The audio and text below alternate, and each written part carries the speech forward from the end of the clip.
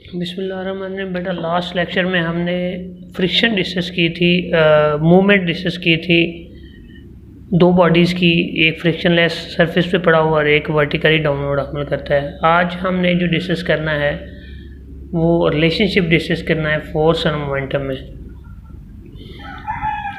तो बेटा अगर फोर्स की डेफिनेशन करें तो आपको पता है फोर्स किसी बॉडी की डायरेक्शन को तब्दील भी करती है, उसको मोशन में लाती है, उसको रेस्ट में मोशन में लाती है और मोशन को रोक के रेस्ट में भी लाती है। इसकी डेफिनेशन हम इस तरह करते हैं, फोर्स मूव और tends to move, force can stop और tends to stop, force can also change the direction of motion of an object. और अगर हम मोमेंटम की बात करें तो इन शॉर्ट हम कहते हैं quantity of motion is known as momentum, क्योंकि जब किसी बॉडी पर मोशन लगता है, फोर्स लगती है, तो उस बॉडी में मोशन प्रोड्यूस होता है, मोशन की वजह से उसमें मोमेंटम प्रोड्यूस होता है। अब हम अगर ये कहते हैं कि एक बॉडी है जिसकी इनिशियल वेलोसिटी वी है और उस पर लगने वाला जो मोमेंटम है इनिशियल p1 है, तो वो ए पोजीशन से बी पोजीशन की तरफ जाती है और उस दौरान उसकी वेलोसिटी vf हो जाती है, उसका मोमेंटम फाइनल vf हो जाता है। अगर हम मोमेंटम की बात करें तो मोमेंटम होता है जैसे p is equal to M V. अगर इनिशियल मोमेंटम की बात करें तो P I is equal to M V आई।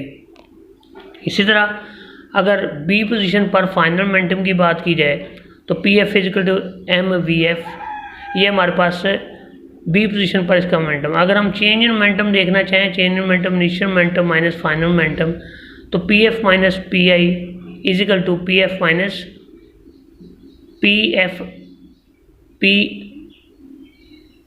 ये P F minus P I is equal to M V F minus M V I.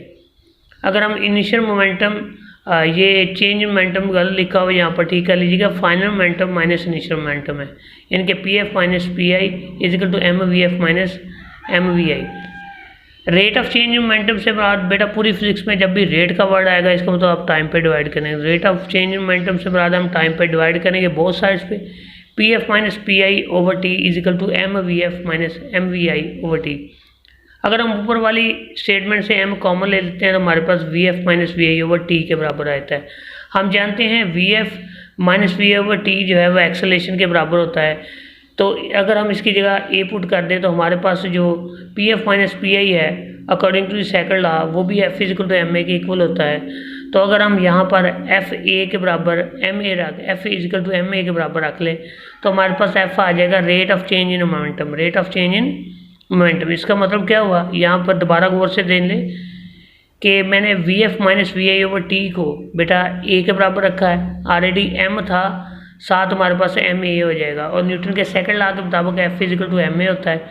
M A को मैंने replace किया F से, इस तरह force is equal to P F minus P A over T के बराबर होगा। तो मुझे ये पता चल गया कि फोर्स है rate of change in momentum है, जितनी फोर्स लगाएंगे उतना ही रेट मोमेंटम में चेंज आएगा। जैसे हम कह सकते हैं when a force act on a body it produce acceleration it is equal to the rate of change in momentum of a body.